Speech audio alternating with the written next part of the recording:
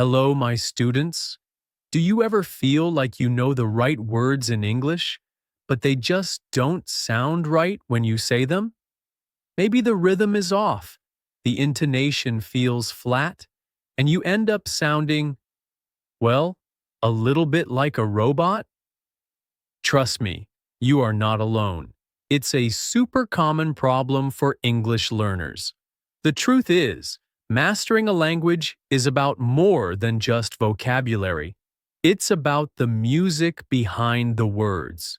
Real, spoken English has a flow, a rhythm, and a melody that you won't find in a grammar guide. But don't worry, because in this video, we're going to fix that. This is your official shadowing challenge. Shadowing is one of the most powerful techniques for improving your accent. You listen and you repeat, trying to match my voice as closely as possible. We'll go through a typical day, and for each key phrase, I'll be your voice model. Your job is to mimic everything: my pronunciation, my intonation, my rhythm, to make your English sound natural and confident. My name is your name, and as a passionate English teacher, I've helped thousands of students just like you move beyond textbooks and start sounding natural. We're not just learning a list today, we're training your ear and your voice. This is going to be a deep dive, a full masterclass. So get ready to speak out loud and let's get into it. Section 1. Starting your day. Greetings and small talk. All right, let's start with the first 5 minutes of any interaction. You see a colleague or a friend. The textbook says, "How are you?" It's correct, but it's stiff. It usually gets a simple, "I'm fine, thank you," in response. And then, silence. We're going to make your greetings engaging and authentic. Your first challenge. Instead of, "How are you?" I want you to say, "How's it going?" Listen closely to the music. Native speakers almost never say, "How is it going?" We blend the words together. It sounds more like, "How's it going?" The S links to the I. Listen one more time. "How's it going?" Now, you say it. Copy my friendly, relaxed tone. "How's it going?" This phrase invites a real answer and opens the door to a real conversation. Let's try a couple more. These are super common. The first is, "What's up?" It's casual for friends. The standard response is, "Not much, what's up with you?" Often, it's just a way of saying, "Hello." Ready? Shadow me. "What's up?" Now even more casually, "Sup?" This is very informal, just for close friends. Let's try it. "Sup?" Now, for someone you haven't seen in a while, instead of "What did you do?" you'll use "What have you been up to?" This is a fantastic phrase. It asks about the entire time since you last spoke. But listen to how it changes in natural speech. We don't say, "What have you been up to?" It gets reduced to "What you been up to?" What and you become whatcha. Ready for the challenge? First, the clear version, "What have you been up to?" Now, the fast, natural version, shadow me. "What you been up to?" And for that surprised moment when you bump into someone, forget, "It has been a long time." The native phrase is full of energy. "Long time no see." It's warm and enthusiastic. You have to say it with a smile in your voice. Let's try it together with that happy energy. Ready? Long time no see. You can follow it up with, "What you been up to?" to get the conversation rolling. Okay, let's practice your responses. Someone asks you, "How's it going?" If you're doing well, try this positive, easygoing phrase, "Can't complain." Listen to the intonation. It's cheerful. Can't complain. How about you? Your turn to shadow me. Another great positive response is pretty good.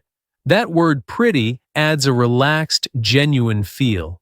It's much more natural than just good. Let's say it together.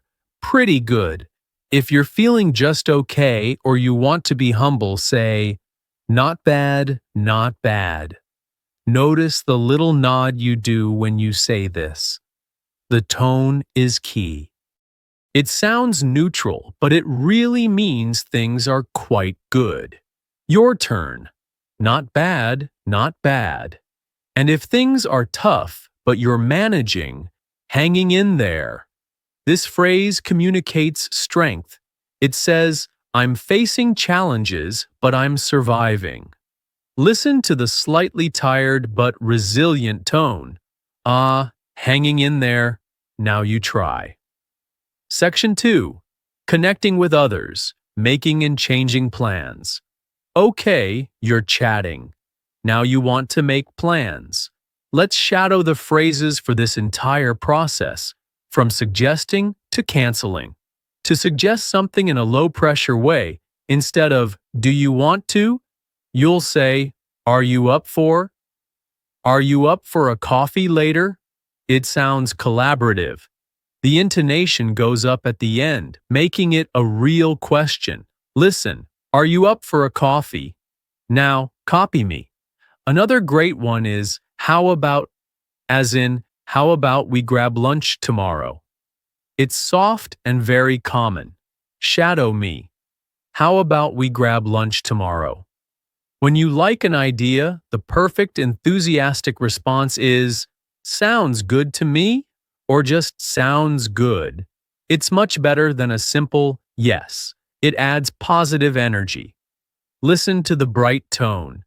Yeah, sounds good to me. Your turn. For even more enthusiasm, especially with friends, you can say, I'd be down for that, or I'm down. It's casual and shows you're keen. Let's try it. I'm down. Now, what if you're busy? Here is your new favorite phrase for saying no politely. Can we take a rain check?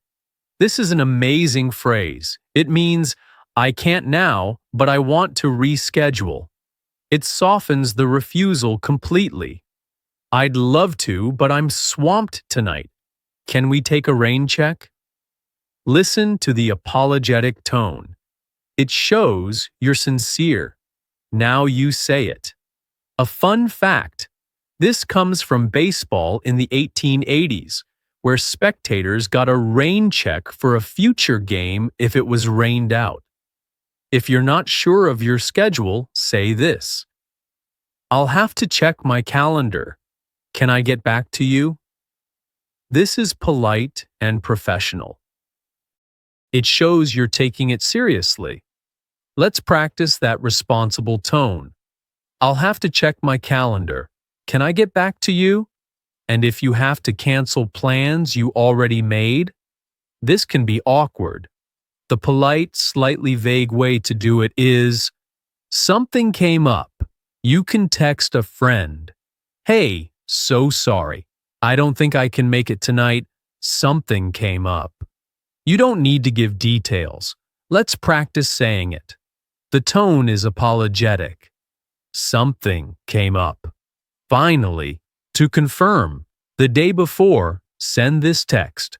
Are we still on for tonight? It's casual and standard. It's a great phrase to shadow. Ready? Are we still on for tonight? Section 3. Navigating the workday, sounding professional. Let's move to the office.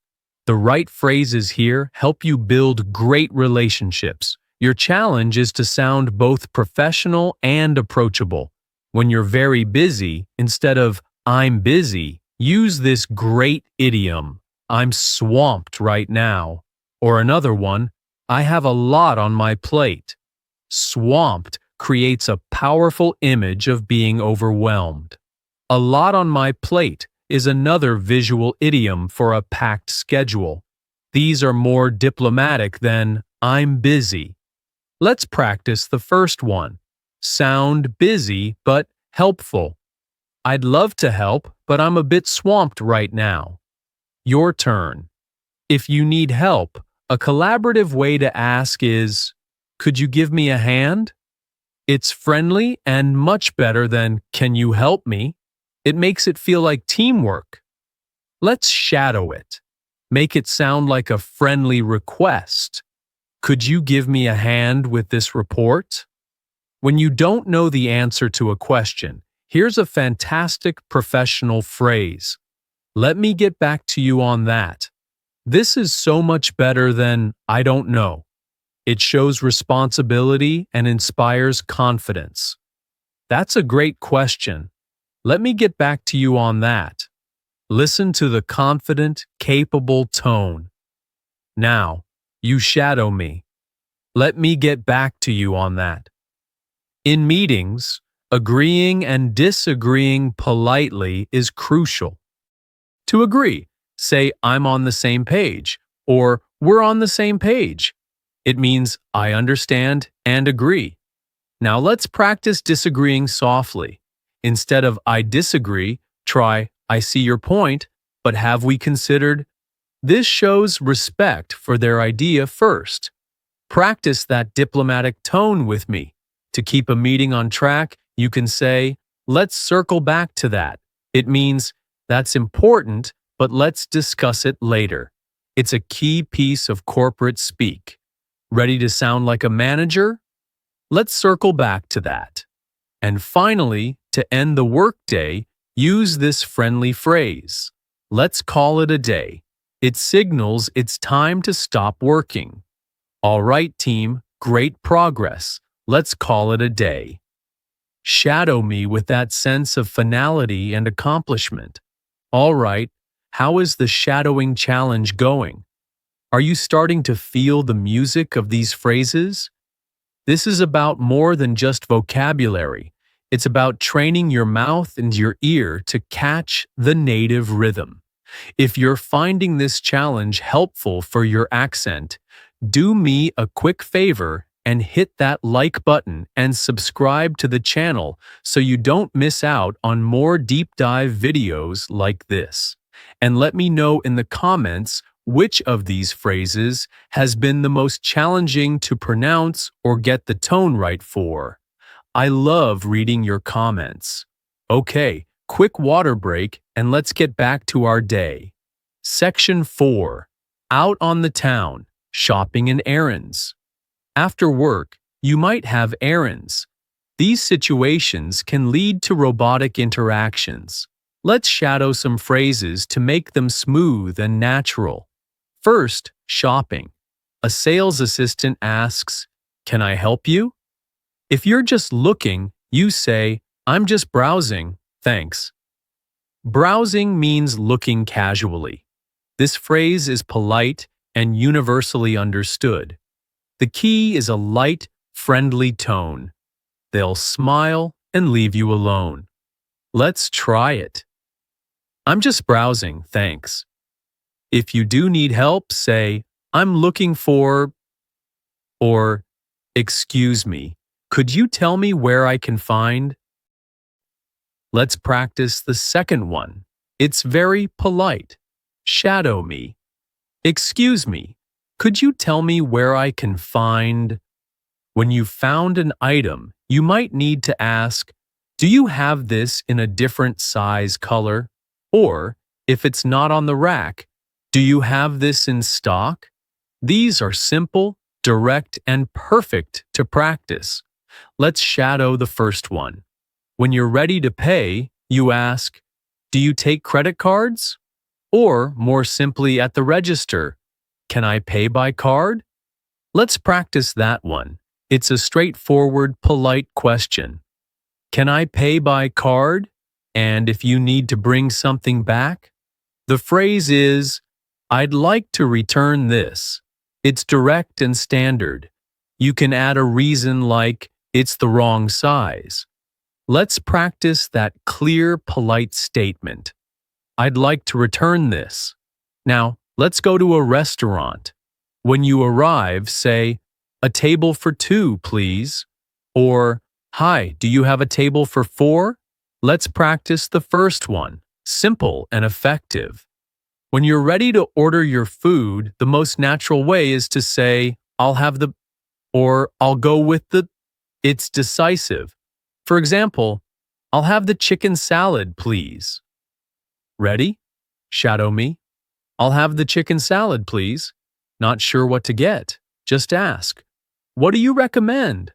People love giving recommendations. Practice saying it with genuine curiosity in your voice. And when you're finished and ready to leave, you need the bill. The phrase is, "Could we have the check, please?"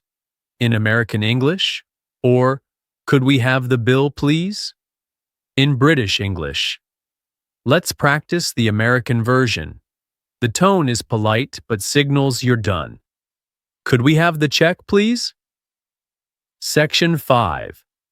Winding down, expressing feelings and opinions. This final section is about adding your personality to your English. The challenge here is to match the feeling and the intonation perfectly.